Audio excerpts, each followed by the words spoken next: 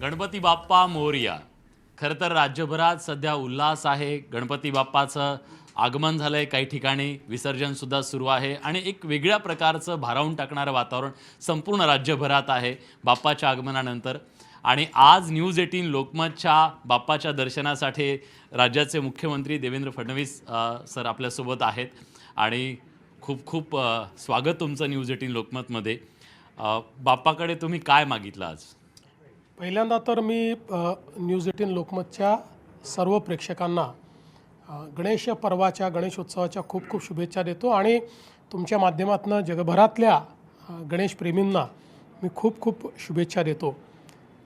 खरं म्हणजे श्री गणेशाला काही मागायचंच नसतं, कारण आपल्या मनातलं सगळं श्री गणेशांना माहिती असतं, पण तरी देखील श्री गणेश हे बुद्धीची देवता आहे, त्यामुळे त्यांना सुबुद्धी मागितली पाहिजे। त्यामुळे माझ्याकरता सुबुद्धी मागतो आणि सगळ्यांकरता सुबुद्धी मागतो। सन्मार्ग हा त्यांना मागितला पाहिजे, त्यामुळे मीही सन्मार्गाने चाललो पाहिजे आणि इतरही सन्मार्गाने चालले पाहिजे असं मागणं मागतो। आणि त्यासोबत ही समृद्धीची देवता आहे, कारण आपण कुठल्याही गोष्टीची सुरुवात म्हणजे श्री गणेशा करतो, त्यामुळे मला असं वाटतं की सर्वांच्या सुखसमाधान आरोग्य ऐश्वर्याची श्री गणेशा ही गणेशाच्या आशीर्वादाने व्हावी अशी त्यांच्या चरणी प्रार्थना आहे। बाप्पा विघ्नहर्ता आहे आणि सध्या राज्यातल्या अनेक भागांमध्ये अतिवृष्टीची बातमी आलेली आहे। खूप ठिकाणी पाऊस पडला आहे, शेतकरी थोडासा पुन्हा एकदा संकटात आहे। हे विघ्न कसं दूर केलं जाणार? निश्चितपणे बघा, दोन गोष्टी याच्यामध्ये आहे। पहिले एका गोष्टीचं समाधान आहे की भरपूर पाऊस पडलेला आहे, सगळी धरणं भरलेली आहेत आणि 80% शेती ही अतिशय चांगल्या प्रकारे त्या ठिकाणी पिकांची परिस्थिती आहे। आता त्यातला दुःखाचा भाग हा आहे की काही ठिकाणी अतिवृष्टी झाली आहे, जवळपास 20 लाख एकर जमीन ही पावसामुळे तिथली पिकं नष्ट झाली आहेत, पण त्यांना राज्य सरकार पूर्ण मदत करेल, आम्ही त्यांच्या पाठीशी आहोत। काही ठिकाणी अतिवृष्टीमुळे पूर आला, घरांची नासधूस झाली आहे, त्यांना मदत करतो आहोत। दुर्दैवाने काही लोक मृत्युमुखी पडली आहेत, त्यांनाही आपण सरकारतर्फे मदत करतो आहोत। सरकार पूर्णपणे त्या ठिकाणी पाठीशी उभं आहे। आणखीन एक प्रश्न आहे सर, राज्यातला मराठा बांधव खूप मोठ्या संख्येने मुंबईमध्ये आला आहे आणि सगळ्यांना तुमच्याकडून आस आहे, याआधी त्यांची एक मागणी तुम्ही निश्चित पूर्ण केलेली आहे, पण पुन्हा एकदा अजून एक नवी मागणी घेऊन तुमच्याकडे आले। मुळामध्ये आपण जर बघितलं तर मराठा समाजाकरता जे काही निर्णय झाले 2014 पासून 2025 पर्यंत जेव्हा आमचं सरकार होतं तेव्हाच झालेले निर्णय आहेत।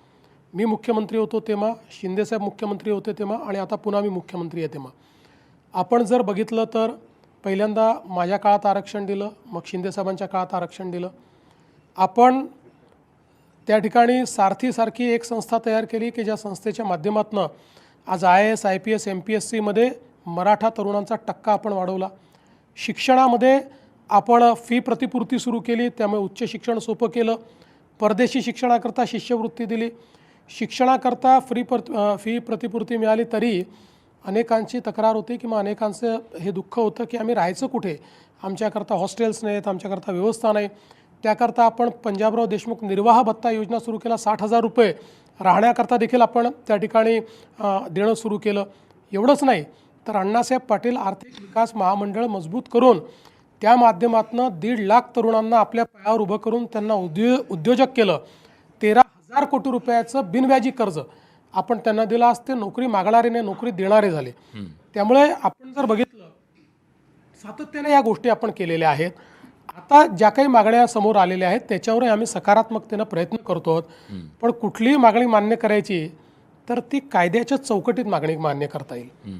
आता सरसकट सगळ्यांना सर्टिफिकेट द्या, आता हे कुठल्याच कायद्यात बसत नाही आहे। आता त्याच्या संदर्भात आपण स्वतःही बघितलं की हायकोर्ट आणि सुप्रीम कोर्टाने ऑलरेडी त्या संदर्भातला निर्णय दिलेला आहे। आता त्याच्या विरोधात जाऊन फक्त खुश करण्याकरता आपण एखादा निर्णय घेतला तर तो टिकणार आहे का? तो टिकू शकत नाही। त्यामुळे मग आजचं उद्यावर टाळून उद्या फसवणुकीची भूमिका उभी करायची हे राज्य सरकार करणार नाही। त्यामुळे राज्य सरकारचा प्रयत्न आहे की आपल्याला त्यातनं सकारात्मक मार्ग काढायचा आहे, पण तो कायदेशीर देखील काढायचा आहे। शेवटी भारतरत्न डॉक्टर बाबासाहेब आंबेडकरांनी जे संविधान तयार केलेलं आहे त्या संविधानाच्या विरोधात जाऊन कुठलेही सरकार निर्णय करू शकत नाही। निर्णय संवैधानिक असला पाहिजे, तो कायदेशीर असला पाहिजे आणि तो कुठल्या दुसऱ्या समाजावर अन्याय करणारा असू नये, हेही महत्त्वाचं आहे.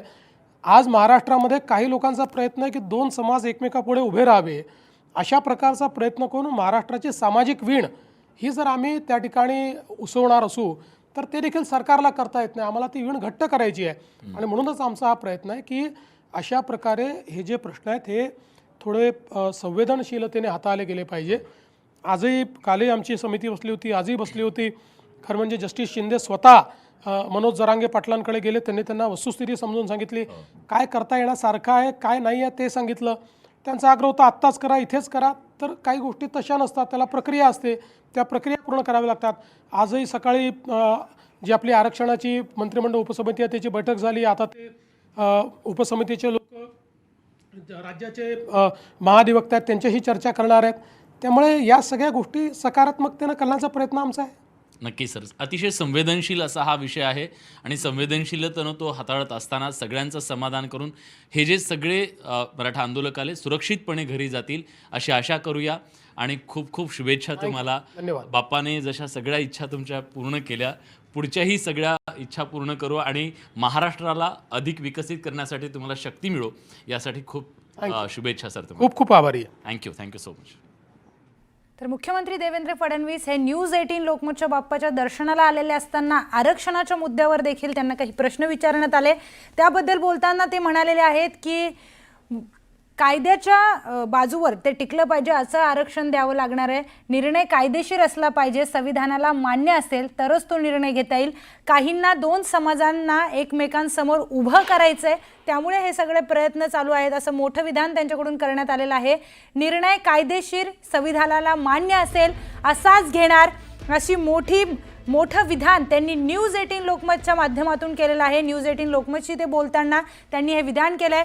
कोणत्याही समाजावर अन्याय होऊ देणार नाही, कायद्याच्या मार्गाने निर्णय घेणार, संविधानामध्ये जो बसेल तसा निर्णय घेणार, निर्णय हा कायदेशीर असेल असं न्यूज 18 लोकमतच्या माध्यमातून त्यांनी सांगितलेलं आहे. काहींना दोन समाजांना एकमेकांसमोर उभं करायचं आहे असं देखील ते म्हणालेले आहेत. त्यांचा इशारा नेमका कोणाकडे आहे हे पाहणं महत्त्वाचं आहे. कोणत्याही समाजावर अन्याय होऊ देणार नाही असं मुख्यमंत्री देवेंद्र फडणवीस हे न्यूज 18 लोकमतशी बोलताना म्हणालेले आहेत. आज न्यूज 18 लोकमतच्या बाप्पाच्या दर्शनासाठी ते आलेले होते आणि त्या आलेले असतानाच त्यांना आरक्षणासंदर्भामध्ये प्रश्न विचारण्यात आला. त्यावर त्यांनी उत्तर देताना म्हटलंय की 2014 ते 2025 मध्ये मराठ्यांच्या हिताचे निर्णय घेण्यात आलेले आहेत आणि ते निर्णय आमच्याच सरकारने घेतलेत. मराठा समाजासाठी, तरुणांसाठी विविध योजना आम्ही सुरू केल्या, त्यामुळे मराठा तरुण आज नोकरी मागणारे नाहीत तर देणारे झालेत, असं मोठं विधान मुख्यमंत्र्यांनी केलंय.